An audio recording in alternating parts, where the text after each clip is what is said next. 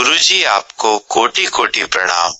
आपके भक्त भजन लाल का सवाल आया है कि महापाप क्या होता है, क्योंकि वो काफी समय से परेशान चल रहे हैं, इसलिए वो जानना चाहते हैं कि कहीं उनसे कोई महापाप तो नहीं हो गया। एक बार आपने मनुष्य की 5 गलतियों के बारे में बताया था, वो कौन सी 5 गलतियां हैं जो मनुष्य को नहीं करनी चाहिए, और महापापों और गलतियों से मुक्त होने का कोई मार्ग बताइए। जय शिव शंभू, जमा सती जमा शक्ति।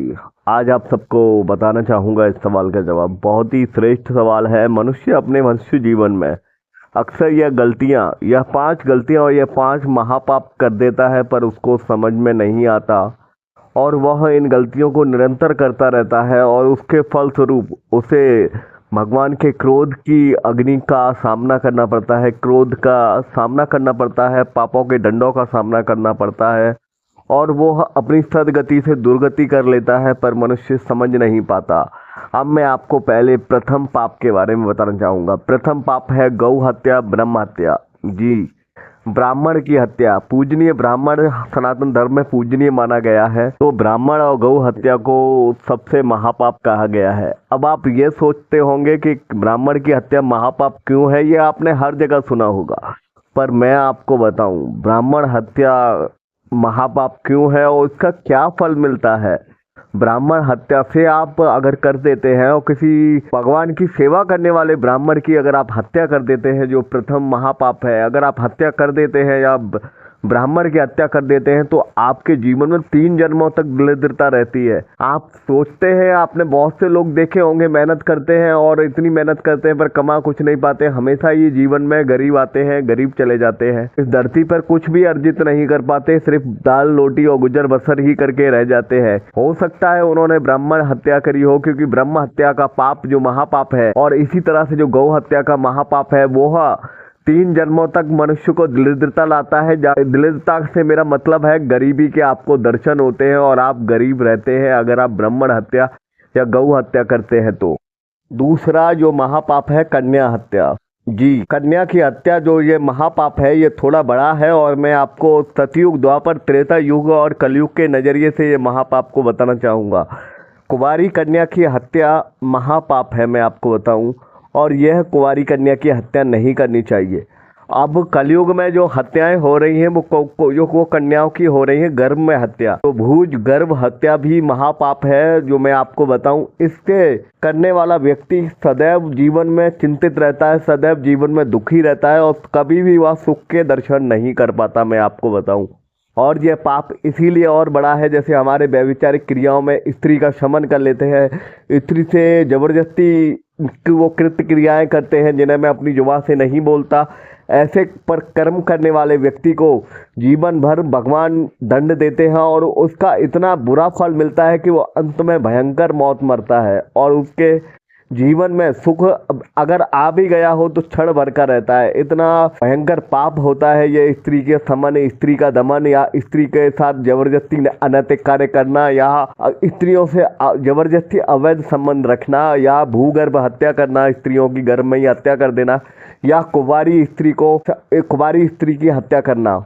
तीसरा महापाप कहा गया है स्वर्ण चोरी को। मान लीजिए आप किसी का स्वर्ण चोरी कर लेते हैं, सोना चोरी कर लेते हैं, या आप भगवान के मंदिर में ही चोरी कर लेते हैं, आप किसी का धन चुरा लेते हैं, तो इसको महापाप की श्रेणी में गिना गया है। और यदि आप मान लीजिए किसी मंदिर में जाते हैं, वहाँ दान पेटिका में से कुछ निकाल लेते हैं डालने की जगह, या आप किसी भगवान के मंदिर से कुछ चुरा लेते हैं, या किसी मनुष्य का स्वर्ण चुरा लेते हैं, तो आप जीवन भर दरिद्रता, और अगर आप भगवान के यहाँ से कुछ चुरा कर लाते हैं तो आप यकीन मानिए 7 जन्मों तक आप उस कृत्य को भुगतते हैं, और जीवन में हमेशा ही दरिद्रता और दुख बना रहता है, और शरीर में अनेकों बीमारियां लगती हैं यदि आप किसी का धन चुराते हो। और मैंने प्रत्यक्ष प्रमाण देखा है, गुप्त अंग का जो आपका रास्ता होता है, जो आपका मूत्र विसर्जित करने का और जो मल का रास्ता होता है, वहाँ पर व्यक्ति को इतना कठोर दंड भुगतना पड़ता है। जिन्होंने स्वर्ण चुराया है उनको भुगतते हुए देखा है, पर मैं उनसे कभी नहीं कहता, पर मैं ये आप सबको बताता हूँ कि इतना कठिन दंड चुकाना पड़ता है।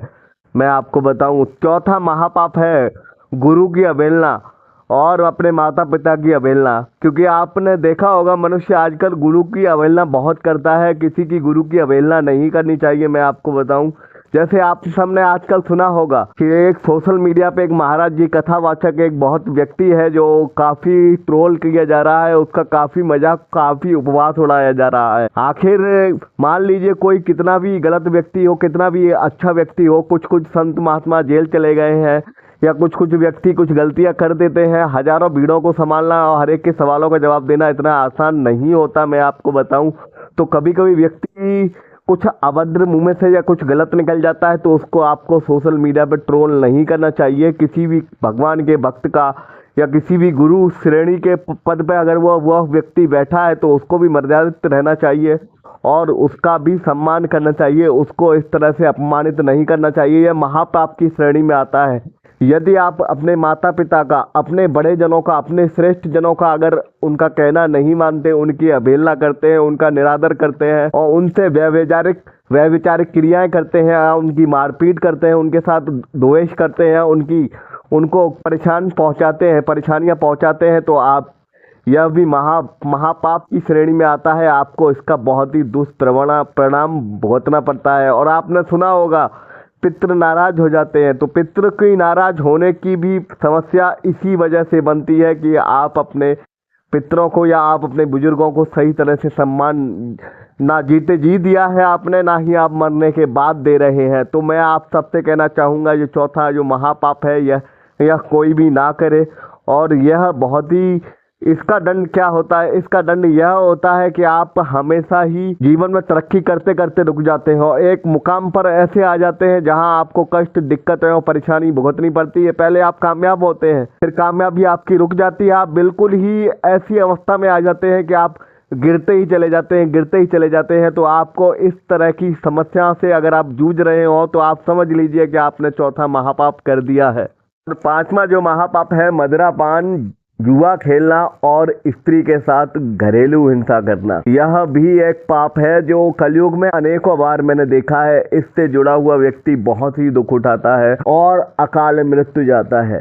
जी मैं आपको बताना चाहूँगा, व्यक्ति मदिरापान करता है, अपनी स्त्री को परेशान करता है, तो यह आप समझ लीजिए अगर जुआ खेलता है, मदिरापान करता है तो अपनी स्त्री को अगर परेशान करता है या किसी भी स्त्री को बिना वजह परेशान करता है, दंड का भागी बनता है और वह अनेकों कष्टों को सहता है, तो वह व्यक्ति अकाल मृत्यु अवश्य जाता है। और इस पाप को आपको कोई कभी नहीं बताएगा जो मैं आपको बता रहा हूँ। मैंने खुद ऐसे लोगों को भुगतते हुए देखा है जिन्होंने मदिरापान, जुआ इत्यादि खेला और अपनी स्त्री को रोजाना घर में प्रताड़ित किया, तो उनके घर में ना तो कभी लक्ष्मी आई और वह अकाल मृत्यु गए।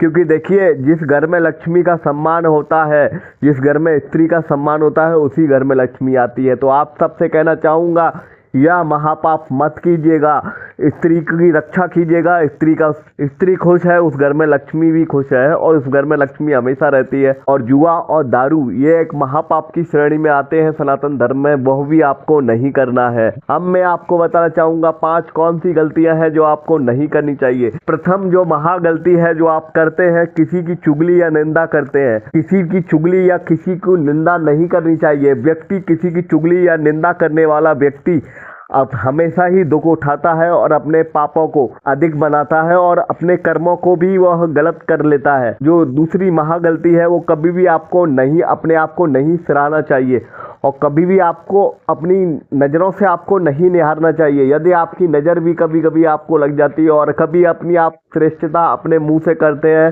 तो हम में कभी कभी अहंकार आने लगता है और अहंकार भी हमारी एक गलती होती है जो हमें आगे चल के हमारे पापों का रूप धारण कर लेती है। तीसरी जो महागलती है वो आप सब करते हैं और यह है कि जब मनुष्य पर कष्ट आता है तो वो अपने भगवान को दोष देने लगता है, अपने भगवान से ही दूर हटने लगता है और अपने भगवान की जो लीला होती है वह उसे नहीं समझता है। यह कहता है भगवान ने मेरे साथ ऐसा क्यों किया।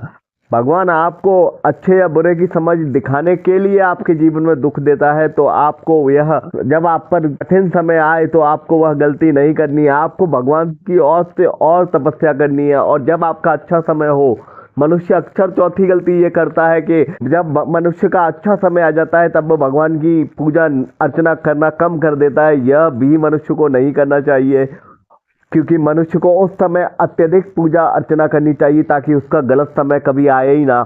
और पांचवी जो मुख्य गलती है वो हर मनुष्य यह करता है कि अपने मन को काबू में नहीं रखता। अपने मन को काबू रखे और सत्कर्म ही करे और किसी की भी अवहेलना ना करे, किसी का भी बुरा ना सोचे। और यदि किसी की अवहेलना नहीं करेगा, किसी का बुरा नहीं सोचेगा और यदि वो मनुष्य क्रोध नहीं करेगा तो उसकी ये पांचों गलतियां नहीं बनेंगी और वह सुखी रहेगा। अब मैं आपको बताऊं इन गलतियों से अगर आपने की है तो अगर इन गलतियों से आप कैसे मुक्त हो सकते हैं, इन पापों से अगर आपने कर दिए हैं तो आप किस तरह से मुक्त हो सकते हैं।